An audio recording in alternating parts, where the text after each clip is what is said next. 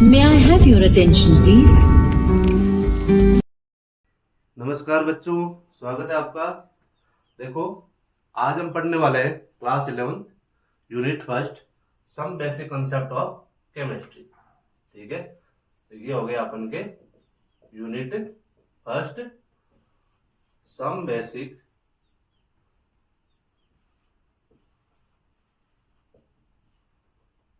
Concept of chemistry.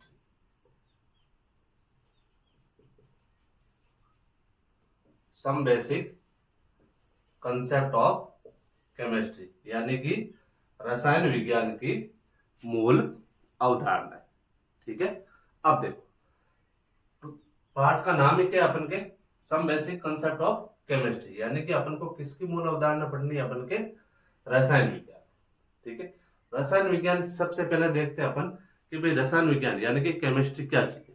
ठीक है, तो सबसे पहले अपन हेडिंग लगाते हैं केमिस्ट्री। ठीक है, इस चीज को समझेंगे अपन सबसे पहले भाई केमिस्ट्री क्या है। ठीक है, तो केमिस्ट्री यानी कि रसायन विज्ञान, मतलब कि यदि आपको पूछ लिया जाए कि भाई रसायन विज्ञान क्या है, तो इसके लिए आपको बताना है कि भाई विज्ञान की वह शाखा जिसमें पदार्थों के संगठन, संरचना, गुणों तथा रासायनिक क्रियाओं का अध्ययन किया जाता है। ठीक है, तो वो चीज क्या कहलाती है, अपन के रसायन विज्ञान कहलाती है। ठीक है, तो देखो मैं लिखता हूं दी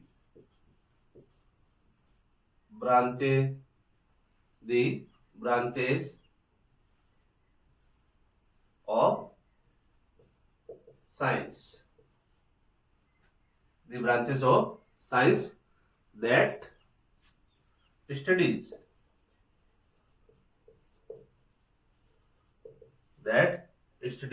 किन चीजों का अध्ययन करेंगे, सबसे पहले प्रॉपर्टीज,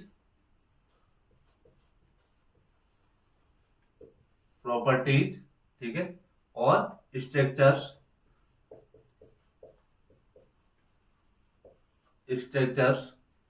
ठीक है, कंपोजिशन,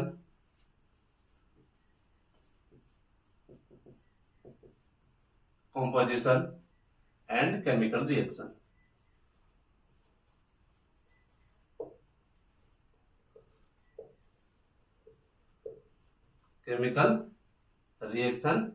ऑफ सबस्टेंस।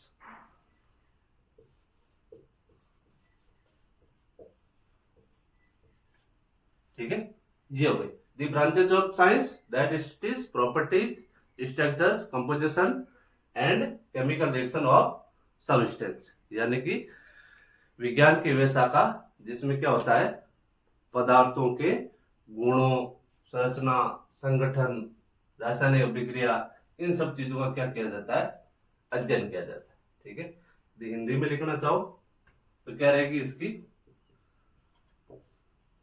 विज्ञान की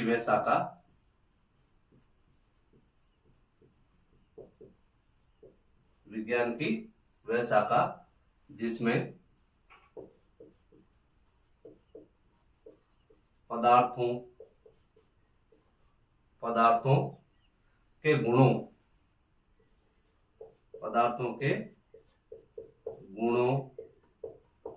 संरचना व संगठन तथा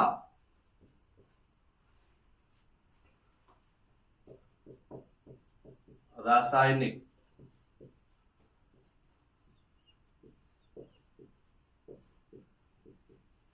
अभिक्रियाओं का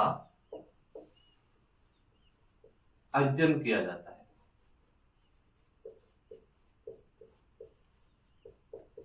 ठीक है, बिल्कुल आराम से धीरे धीरे पढ़ा रहा हूं ताकि आप साथ में नोट्स भी बना सको। ठीक है, सबसे इंपॉर्टेंट चीज है अपन के साथ साथ में नोट्स भी बनाते रहना। ठीक है, समझना भी है और साथ में नोट्स भी बनाना है। ठीक है, अब देखो, ये तो होगी इसकी नॉर्मल परिभाषा। ठीक है, एक कई बार पूछ लिया जाता है कि जैसे देखो मैं नोट लगा के लिख रहा हूं, ठीक है। यानी कि जो ये केमिस्ट्री वर्ड, ठीक है, रसायन विज्ञान, ठीक है, का मूल शब्द क्या है अपन के, केमिस्ट्री, ठीक है। ये शब्द किससे लिया गया भाई, अपन के कीमिया से, ठीक है। और जो ये कीमिया है, कीमिया वर्ड, ठीक है, ये प्राचीन मिस्र का नाम, ठीक है, या फिर मिस्र का प्राचीन नाम, ठीक है, जिसका अर्थ क्या होता है अपन के काला रंग। मिस्र का प्राचीन नाम, जिसका अर्थ होता है अपन के काला रंग। आ गई चीज समझ में, ठीक है। क्या अर्थ होता है भाई इसका, काला रंग होता है, ठीक है। अब देखो कई बार पूछ लिया जाता है father of chemistry,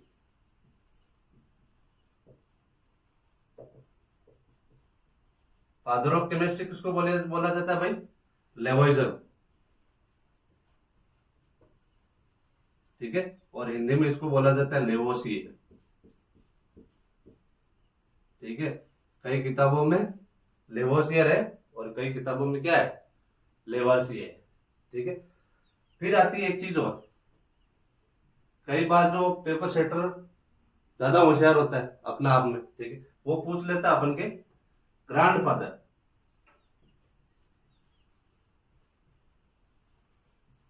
grandfather of chemistry, ठीक है। तो ग्रैंडफादर ऑफ केमिस्ट्री कौन है अपन के, ब्रिजलियस, ठीक है। जो अपन के ऑर्गेनिक केमिस्ट्री है, ठीक है, उसका जनक भी इसी को बोला जाता है, ब्रिजलियस को।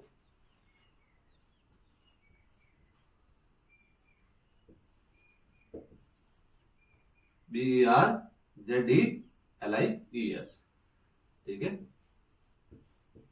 ब्रिजिलियस, ठीक है। ये तो हो गया इसका नॉर्मल, ठीक है। अब जो केमिस्ट्री है, ठीक है, उसको दो भागों में बांटा गया, ठीक है। कितने भागों में बांटा गया है, दो भागों में, ठीक है। पहले तो है अपन के इनऑर्गेनिक,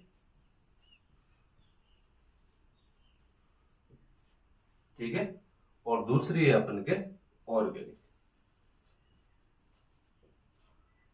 ठीक है। यानी कि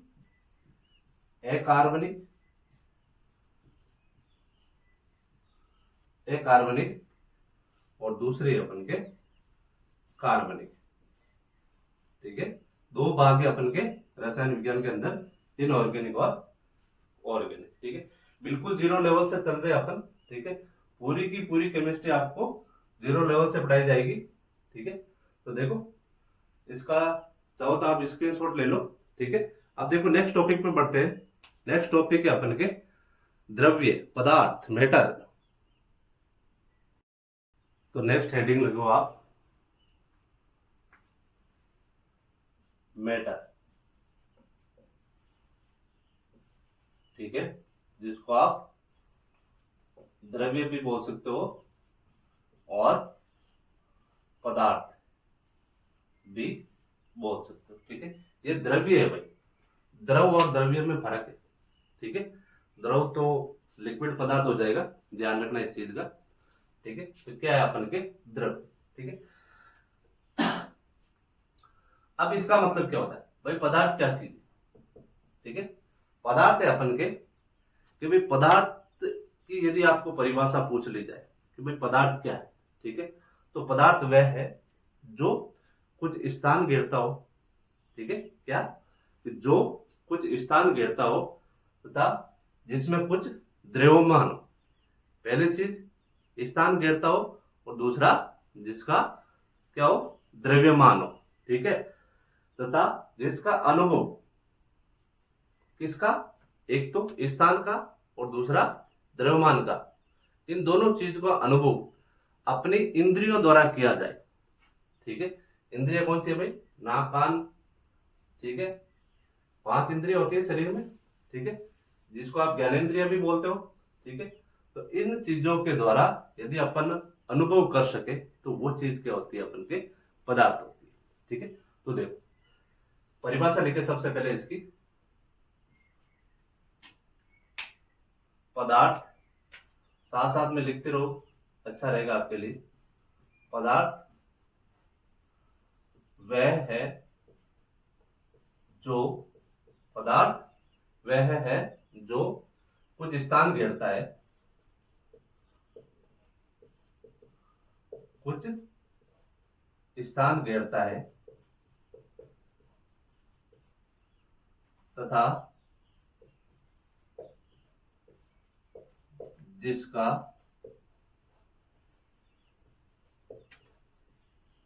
कुछ द्रव्यमान, जिसका कुछ द्रव्यमान होता है,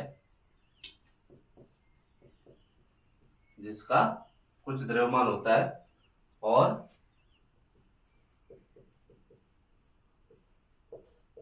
जिसका अनुभव, जिसका अनुभव इंद्रियों, जिसका अनुभव इंद्रियों, चाहे ज्ञानेंद्रिय लिखो चाहे इंद्रिय लिखो, इंद्रियों से कर सकते हैं। आई चीज समझ में, ठीक है भाई। जैसे देखो तो भाई अपन के उदाहरण के तौर पे ले, जैसे ये कोई ईंट है, ठीक है भाई। ईंट देखो, चाहे आप ईंट को घर पे रखो, बाजार में रखो, ट्रॉली में रखो, ठीक है, चाहे कहीं पे रखो, ठीक है। ईंट का यदि जो द्रव्यमान है, ठीक है, जहां पे वो बनी, जहां पर वो बनी, जब तक उसके साथ में किसी प्रकार की छेड़छाड़ नहीं की जाएगी, ठीक है, तब तक आप उस ईंट को कहीं पर भी रख दो, ठीक है, कहीं पर भी रख दो, क्या रहेगा उसका हमेशा द्रव्यमान और आकार दोनों चीज क्या रहेगी, इसमें समान ही रहेगी, ठीक है। जहां पर भी रखेगो कुछ ना कुछ ये स्थान घेरेगी, ठीक है। इसका भार भी सभी जगह समान रहेगा, ठीक है। तो ये चीज होती है अपन के पदार्थ। भाई ईंट किसी न किसी चीज से तो बनी हुई होती है, ठीक है भाई, रेत हो गई, ठीक है, पानी हो गया, ठीक है, इन सब चीजों से मिलकर जब ईंट बनती है, ठीक है, जहां बनेगी, ठीक है, फिर आप चाहे उसको कहीं पे ले जाके रखो, ठीक है, जैसे ये पेन है, ठीक है, अभी यहाँ पे रख दिया मैंने, ठीक है, तो भी इसका क्या है, द्रव्यमान समान रहेगा, ठीक है, और यहाँ पे रखूंगा तो भी द्रव्यमान क्या रहेगा, इसका समान रहेगा, ठीक है। और यहाँ रखूंगा तो भी कुछ स्थान गिरेगा और यहाँ रखूंगा तो भी कुछ स्थान गिरेगा। तो ये चीज क्या होगी, अपन के पदार्थ होगी, ठीक है। तो देखो जैसे एग्जाम्पल लिखते हैं इसके, भाई चौक ले लो, ठीक है, पेन ले लो, चौक, पेन, डस्टर, ठीक है, चौक, पेन, डस्टर, पानी, ऑक्सीजन, पानी, ऑक्सीजन, ठीक है, वायु, कोई भी चीज, ठीक है, तो वो क्या करेगी अपन के स्थान घेरेगी, ठीक है। और दूसरी चीज क्या है कि इसका कुछ ना कुछ द्रव्यमान होगा, ठीक। अब नेक्स्ट हेडिंग डालो आप, नेक्स्ट हेडिंग है अपन के क्लासिफिकेशन ऑफ मैटर। नेक्स्ट है अपन के क्लासिफिकेशन ऑफ मैटर, ठीक है, यानी कि पदार्थों का वर्गीकरण, पदार्थों का वर्गीकरण, ये चीज, ठीक है। पदार्थों का वर्गीकरण दो प्रकार से होता है, ठीक है, तो ये लिख दिया मैंने, मैटर, ठीक है, इसके दो भाग हैं, ठीक है। एक तो है अपन के कौन सा जो फिजिकल होते हैं, ठीक है, यानी कि जिसको आप बोल सकते हो भौतिक वर्गीकरण, फिजिकल क्लासिफिकेशन।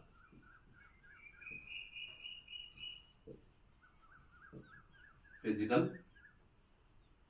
क्लासिफिकेशन, ठीक है। दूसरा है अपन के रासायनिक वर्गीकरण, रासायनिक वर्गीकरण, ठीक है, यानी कि केमिकल क्लासिफिकेशन।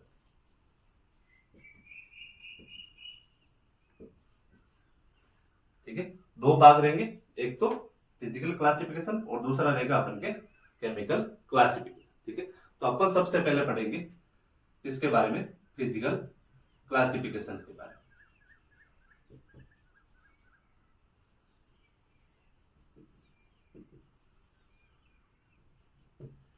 यानी कि भौतिक वर्गीकरण के आधार पर, ठीक है, ये कितने प्रकार का होता है भाई, अपन के 3 प्रकार का होता है। ध्यान रखना, कितने प्रकार का होता है, 3 टाइप्स। ठीक है, पहला अपन के सॉलिड, ठीक है, दूसरा रहेगा अपन के लिक्विड,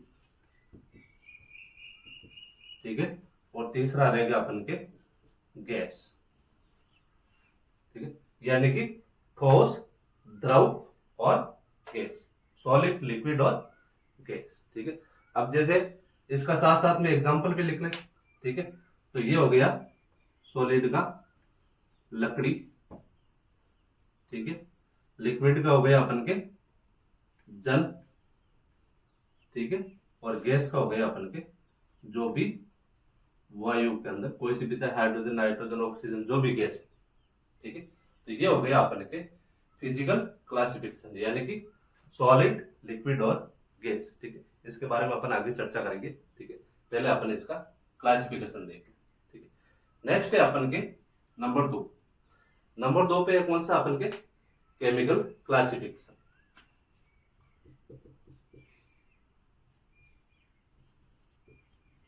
केमिकल क्लासिफिकेशन, ठीक है, केमिकल क्लासिफिकेशन। ठीक है, इसको क्या है, 2 भागों में बांटा गया। कितने भागों में बांटा गया भाई, इसको 2 भागों में।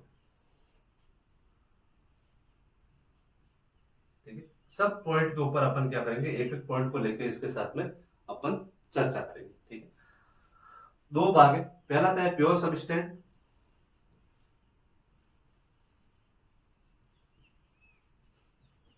प्योर सबस्टेंस, और दूसरा रहेगा अपन के क्या, मिक्सर।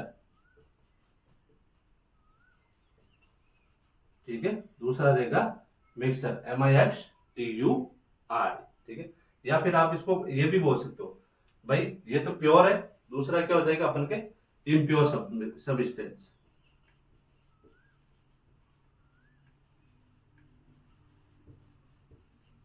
सेकेंड नंबर क्या रहेगा अपन के, इम्प्योर सबस्टेंस। ठीक है, अब देखो जो प्योर सबस्टेंस है, ठीक है, उसको 2 भागों में बांट रखा है आगे। प्योर सबस्टेंस का मतलब होता है शुद्ध पदार्थ। क्या होता है भाई इसका, शुद्ध पदार्थ।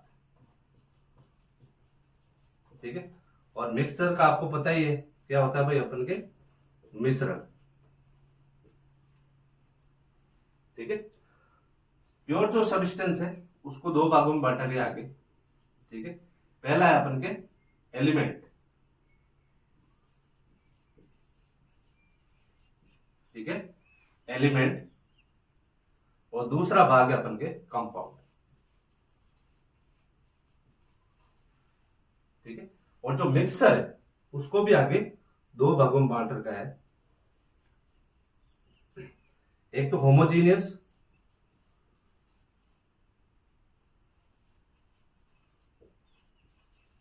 और दूसरा अपन के हेटेरोजेनियस।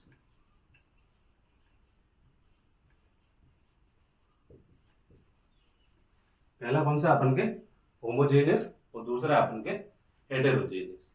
ठीक है, अब देखो होमोजेनियस का मतलब होता है समांगी मिश्रण, और इसका होता है अपन के विषमांगी मिश्रण। ठीक है, एलिमेंट तत्व और कंपाउंड यौगिक। ठीक है, अब देखो जो एलिमेंट है, ठीक है, आपको इसका आगे नीचे लिखते रहना है। ठीक है, एलिमेंट के 3 भाग, कितने भाग है भाई? अपन के एलिमेंट को 3 भागों में डिवाइड किया।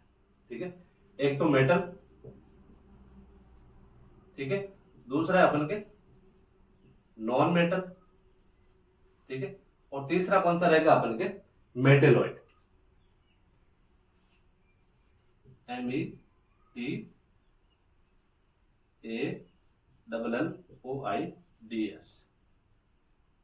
ठीक है, लास्ट में क्या अपन के एस, मेटेलॉइड्स। ठीक है, मेटल, नॉन मेटल और मेटेलॉइड्स। ठीक है, इसके उदाहरण देख लो, यानी कि धातु, अधातु और उपधातु। जो मेटल है उसका उदाहरण है अपन के लोहा, Fe।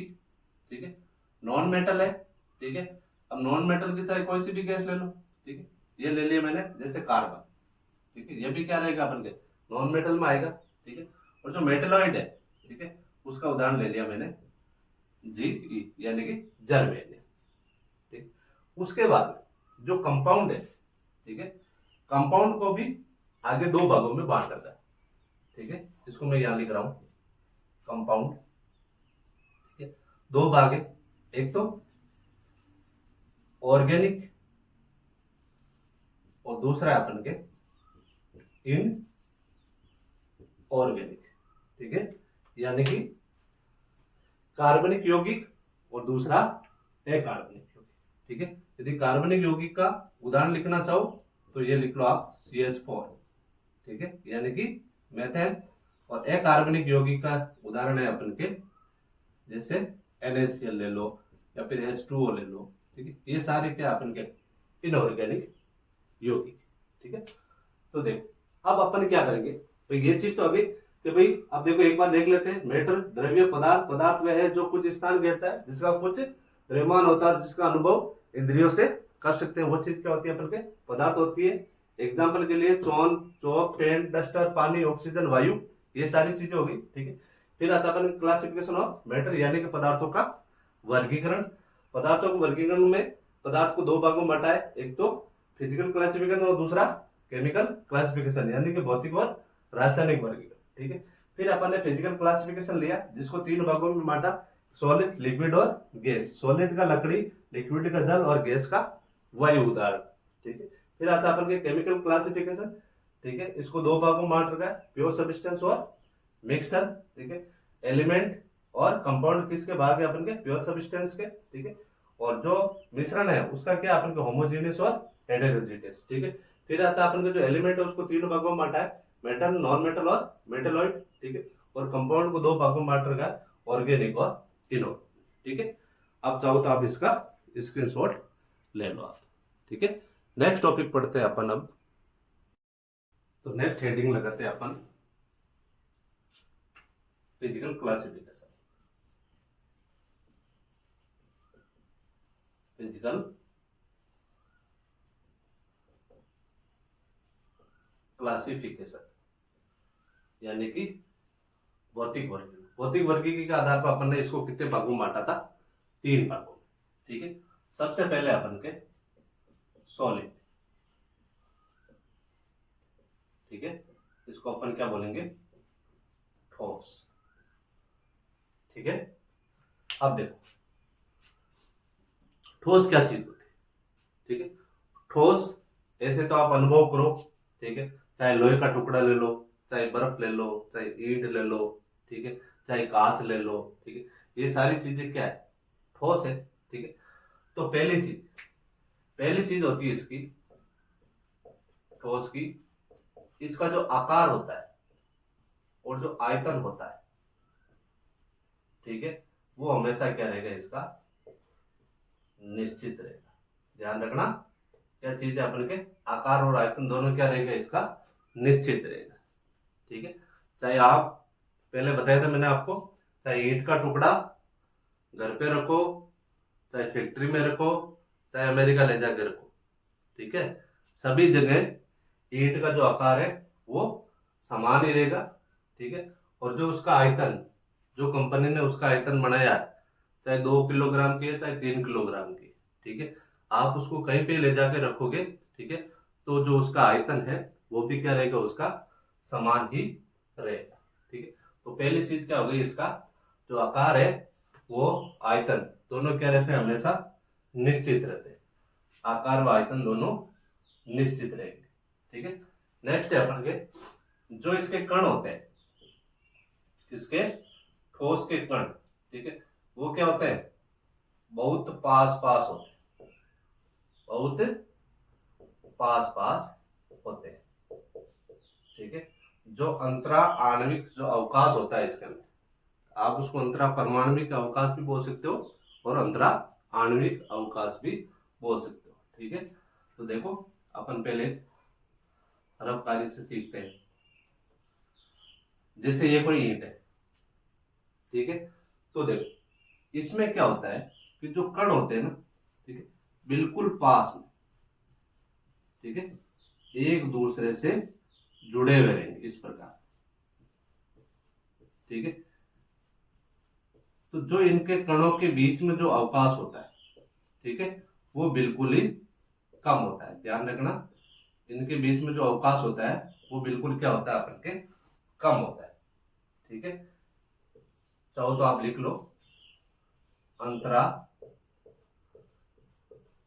परमाणविक या फिर आणविक अवकाश। अवकाश का मतलब खाली जगह, क्या रहता है, कम रहता है, ठीक है। आगे चीज समझ रहे, मतलब कणों के बीच में बिल्कुल भी दूरी नहीं होती है, ठीक है। नेक्स्ट आता है अपन के इसके जो कण है, ठीक है, कणों का जब कंपन है, कणों में सॉरी कणों में क्या होता है, कंपन होता है। ध्यान रखना, कंपन कैसे, ठीक है भाई, बिल्कुल द्रव सॉरी ठोस के जो कण है वो बिल्कुल क्या है, पास पास में। जैसे आपको एक उदाहरण दूं, जैसे ये कोई बस है, ठीक है, अब बस के अंदर ये सारे के सारे यात्री भरे हुए, ठीक है, बिल्कुल भी जगह नहीं, ठीक है। तो क्या ये यात्री, ठीक है, यहां से जैसे मान लो इसका कोई यहाँ रिश्तेदार है, ठीक है, तो वहां यहां से आके उससे मिल सकता है, नहीं मिल सकता, ठीक है। वो क्या करेगा, एक जगह हिल डुल सकता है, ठीक है, लेकिन ऐसा नहीं कि भाई यहां से घूम के इधर आ गया बातें करके वापस इधर चला गया, ठीक है। मतलब कि वो एक जगह पे क्या है, सिर्फ कंपन कर सकता है, बाकी घूम नहीं सकता है, ठीक है। तो ध्यान रखना, ठोस के जो कण होते हैं उनमें क्या होता है, हमेशा केवल कंपन होता है, ठीक है। और एक होता है जो कणों के बीच, ठीक है, कणों के बीच में अंतरा आणविक आकर्षण बल, कणों के बीच अंतरा आणविक या परमाणविक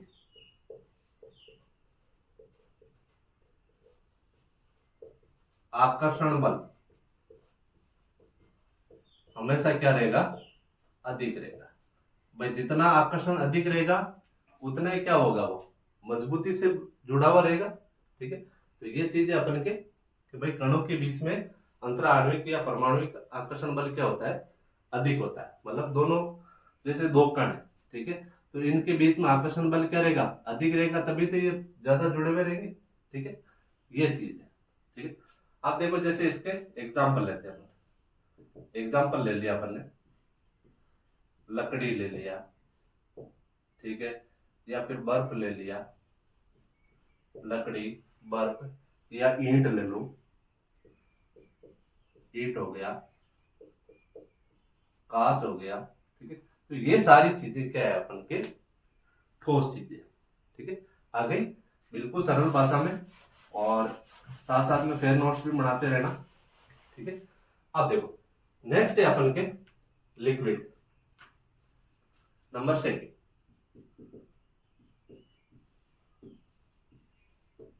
लिक्विड स्टेट्स यानी कि द्रव अवस्था, ठीक है। ये द्रव है और वो द्रव्यता, ठीक है। तो देखो इसमें क्या रहेगा, इसमें हमेशा आयतन तो रहेगा निश्चित, लेकिन आकार अनिश्चित रहेगा। ठीक है, आयतन निश्चित रहेगा और आकार है वो क्या रहेगा अपन के अनिश्चित रहेगा। क्यों भाई? क्योंकि जैसे द्रव के अंदर अपन ने उदाहरण ले लिया जल का। ठीक है, अब जल का क्या है, चाहे आप यहां रखो, चाहे आपके घर पे रखो, चाहे कहीं पे रखो, उसका आयतन यदि आपको दे दिया किसी ने 1 लीटर, ठीक है, तो वो सभी जगह क्या रहेगा अपन के आयतन उसका 1 लीटर ही रहेगा। ठीक है, और यदि जैसे अपन ने उसी जल को, ठीक है, एक बोतल के अंदर डाल दिया तो उसका क्या होगा, आकार चेंज हो जाएगा। उसको एक बाल्टी के अंदर डाल दिया तो भी उसका आकार चेंज हो जाएगा। यदि उसको एक जग के अंदर डाल दिया तो उसका आकार क्या हो जाएगा, चेंज हो जाएगा। तो सीधी सिंपल सी बात है, जो भी द्रव है, ठीक है, उनका आयतन हमेशा निश्चित रहेगा और आकार क्या रहेगा अपन के अनिश्चित रहेगा। ठीक है, नेक्स्ट है अपन के कि जो इसके कण है, ठीक है, वो कण क्या है भाई अपन के ठोस की अपेक्षा दूर रहते हैं। ठोस की अपेक्षा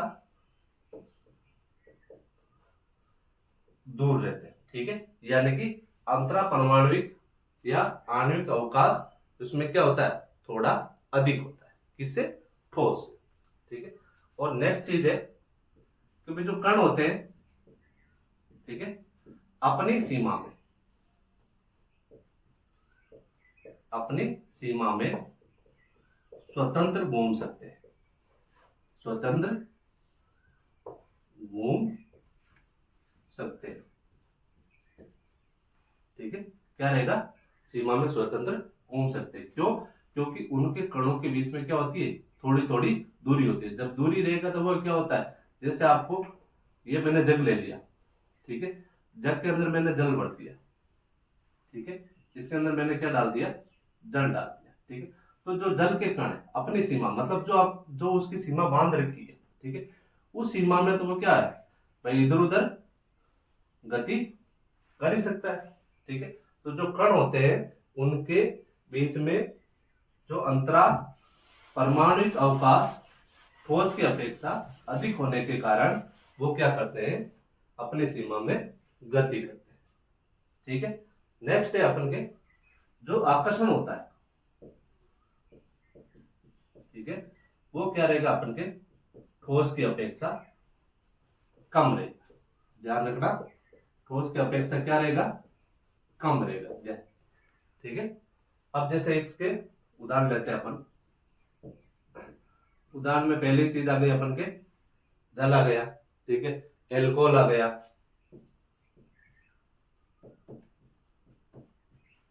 ठीक है, दूध आ गया, एक्सेट्रा।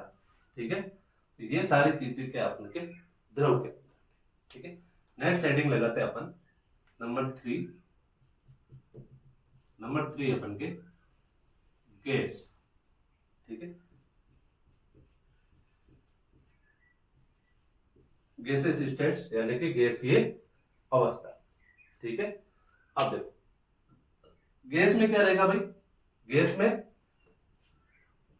इसका आयतन व आकार दोनों क्या रहेंगे, अनिश्चित रहेंगे। क्या रहेंगे भाई, इसके दोनों आकार व आयतन अनिश्चित। कहने का मतलब है जो गैस है, ठीक है, अब जैसे गैस किसी, जो अपन गैस की टंकी होती है, ठीक है, जैसे 15 लीटर आती है उसके अंदर, ठीक है भाई, 15 लीटर जो गैस है, ठीक है, उस गैस को जब तक वो टंकी में है तब तक उसका आकार और आयतन दोनों क्या है, अलग है। ठीक है, और जैसे उसी गैस को यदि अपन किसी कमरे के अंदर लाके उसको खोल दिया जाए, टंकी को खोल दिया जाए, तो जो उसका आयतन है, ठीक है, वो परिवर्तित हो जाएगा। क्योंकि कमरे के अंदर क्या है भाई, 500 लीटर भी आ सकती है, 1000 लीटर भी आ सकती है भाई, कैपेसिटी इतनी है किसकी, कमरे की कैपेसिटी। मान लो 1000 लीटर गैस आ सकती है उसके अंदर, ठीक है, या फिर 1000 लीटर उसका आयतन है।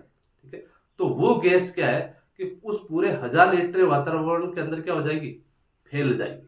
ठीक है, तो उसका आयतन भी क्या होता है, चेंज होता है। आकार तो चेंज होना ही होता है, पहले थोड़ी सी जगह के अंदर था, अब क्या हो गया, जगह उसने ज्यादा घेर ली। ठीक है, तो ये हो गया उसका आयतन और आकार अनिश्चित रहता है। ठीक है, नेक्स्ट है जो कणों के बीच की दूरी है, ठीक है, वो क्या रहेगी अपन के, बहुत अधिक रहेगी।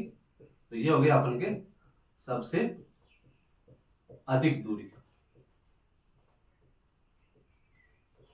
ठीक है, नेक्स्ट लेते हैं अपन जैसे जो कण है, ठीक है, वो घूमने के लिए इसमें पूर्ण स्वतंत्र होते हैं, क्योंकि इनके बीच में आकर्षण तो बिल्कुल बल बिल्कुल है ही नहीं।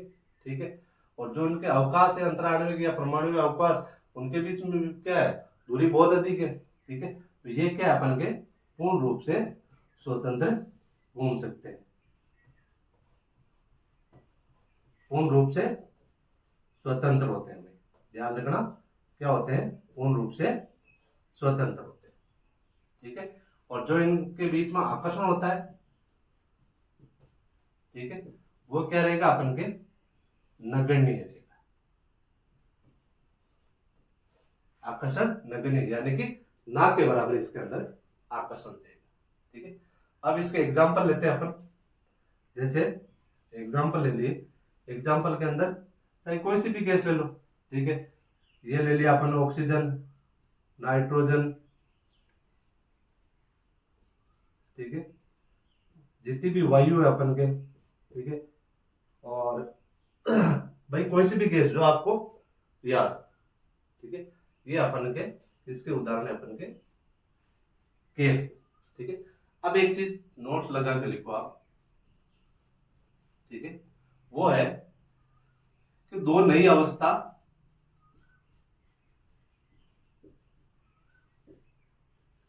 की खोज की गई है। ठीक है, पहले तो अपन के नंबर 1 प्लाज्मा, ठीक है, और दूसरी अपन के बोस आइंस्टाइन कंडेंसेट। ठीक है, ये दो पदार्थ की नई अवस्था है। ठीक है, प्लाज्मा हाई टेम्परेचर पे रहती है, और बोस है जो बहुत ज्यादा लो टेम्परेचर पे होती है। ठीक है, तो अब आप इसका स्क्रीनशॉट ले लो ताकि अपन नेक्स्ट टॉपिक पढ़ते हैं। पदार्थ की कितनी अवस्था बताई थी भाई अपन के, 3 मुख्य रूप से थी, और 2 अपन के जिसकी खोज की थी बाद में। ठीक है, तो कौन सी थी अपन के, एक तो थी अपन के प्लाज्मा, ठीक है, और सेकंड कौन सी थी अपन के, बॉस आइंस्टाइन कंडेंसेट। क्या थी भाई, बॉस आइंस्टाइन कंडेंसेट। ठीक है, अब देखो एक चीज और नोट लगा के लिखो, गैस और वाष्प में अंतर, गैस व वाष्प में अंतर।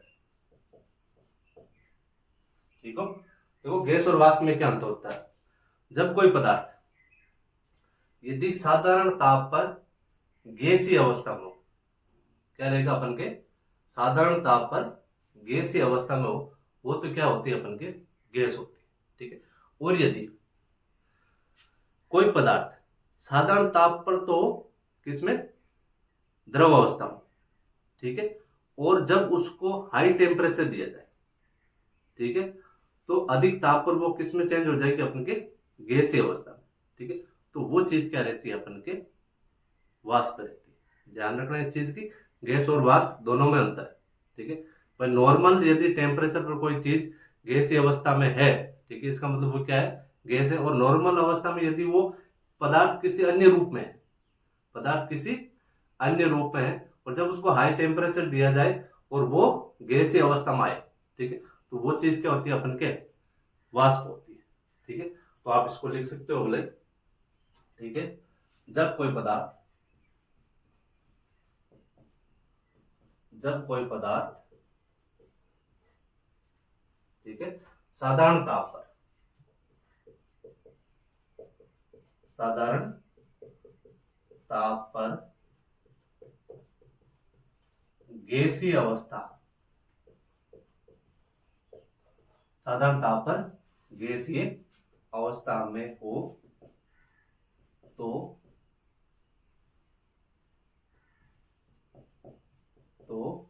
उसे गैस कहते हैं।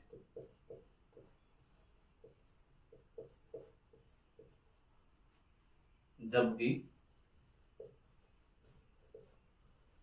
जब कोई पदार्थ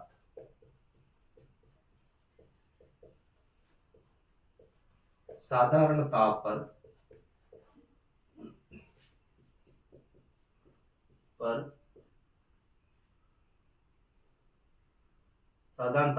किसी अन्य रूप में, साधारण ताप पर किसी अन्य रूप में या किसी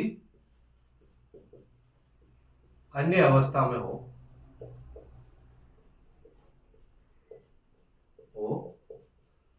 तथा जब उसे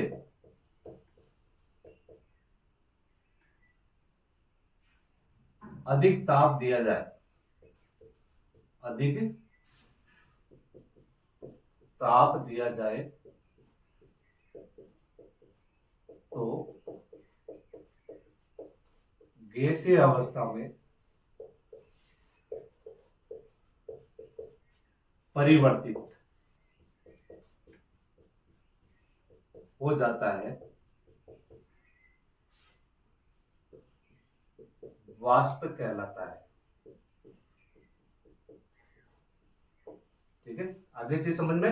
नॉर्मल टेम्परेचर पे यदि कोई पदार्थ है गैसीय अवस्था में तो वो गैस रहेगा, और जब नॉर्मल टेम्परेचर पर तो रहेगा अन्य अवस्था में, और जब उसको हाई टेम्परेचर दिया जाए और वो गैसीय अवस्था में परिवर्तित हो जाए तो वो चीज क्या कहलाती है? अपन के वाष्प कहलाती है। ठीक है, अब देखो नेक्स्ट है अपन के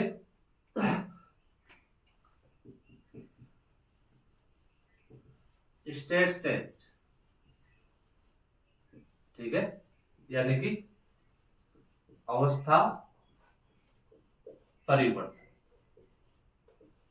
ठीक है, भाई इसकी अवस्था में किस प्रकार परिवर्तन होते हैं। ठीक है, तो ये लिख लिया अपन ने, जैसे सॉलिड, ठीक है, लिक्विड, और ये हो गया अपन के गैस। तीनों अवस्था है। ठीक है, सॉलिड, लिक्विड और गैस। ठीक है, अब देखो, जब किसी सॉलिड या ठोस को गर्म किया जाए, जब किसी ठोस को गर्म किया जाए तो उसको क्या बोला जाता है भाई? अपन के गलन बोला जाता है, या फिर आप इसको बोल सकते हो मल्टी। ठीक है, अब यदि किसी लिक्विड को गर्म किया जाए, किसी लिक्विड को गर्म किया जाए तो वो क्या होता है? अपन के होता है अपन के वाष्प। ठीक है,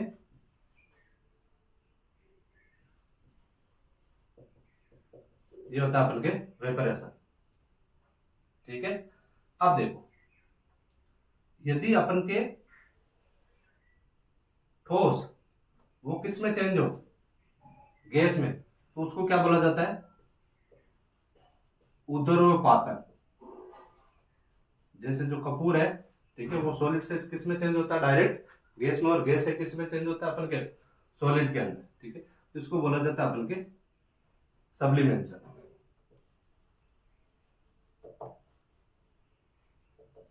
ठीक है, और यदि इसके विपरीत हो, ठीक है, विपरीत रहेगा तो क्या रहेगा? अपन के प्रति उदरोपातन। ठीक है, और इसमें जो पदार्थ भाग लेते हैं वो क्या कहलाते हैं? अपन के उदरोपातज। ठीक है, ये हो गया अपन के, या फिर इसको आप बोल सकते हो एंटी सब्लिमेशन। ठीक है, अब यदि गैस किस में चेंज हो? लिक्विड के अंदर। गैस किसके अंदर चेंज हो? अपन के लिक्विड में, तो उसको क्या बोला जाता है भाई? अपन के संघनन बोला जाता है। ध्यान रखना, गैस किस में चेंज हो? लिक्विड में तो रहेगा संघनन, और यदि लिक्विड सॉलिड के अंदर चेंज रहेगा तो उसको क्या बोलेंगे अपन? हिमायन। क्या बोला जाएगा इसको? हिमायन बोल सकते हो, या फिर फ्रीजिंग। ठीक है, तो ये चीज है। सॉलिड किस में चेंज होगा? लिक्विड तो गलन, लिक्विड गैस में चेंज होगा तो वाष्पन, और सॉलिड गैस में चेंज होगा तो सब्लिमेशन या उदरोपातन, और जो गैस है वो सॉलिड में चेंज होगी तो प्रति उदरोपातन। ठीक है, और गैस लिक्विड के अंदर चेंज होगी तो संघनन, और लिक्विड किस में चेंज होगी? अपन के सॉलिड के अंदर, तो क्या हो जाएगा अपन के हिमायत। ठीक है, जैसे बर्फ पिघल रहा है, पिघल के क्या बना? जल बना, और जल वापस ठंडा किया तो क्या बन गया? बर्फ बन गया। ठीक है, द्रव है, द्रव को गर्म किया तो क्या बन गई? अपन के वाष्प, और वाष्प की बूंदें जब ठंडी हुई तो क्या हो गई? अपन के लिक्विड। सॉलिड जो कपूर है उसको गर्म किया तो इसको क्या बोलेंगे अपन? उदरोपातन। और जब कपूर को वापिस गैस से किस में चेंज किया? अपन ने सॉलिड में चेंज किया तो वो क्या हो गया? अपन के प्रति उदरोपातन, यानी कि एंटी सब्लिमेंट्स। ठीक है, तो ये हो गए अपन के आज के टॉपिक खत्म। अब अपन नेक्स्ट टॉपिक में, नेक्स्ट क्लास में चर्चा करेंगे केमिकल क्लासिफिकेशन।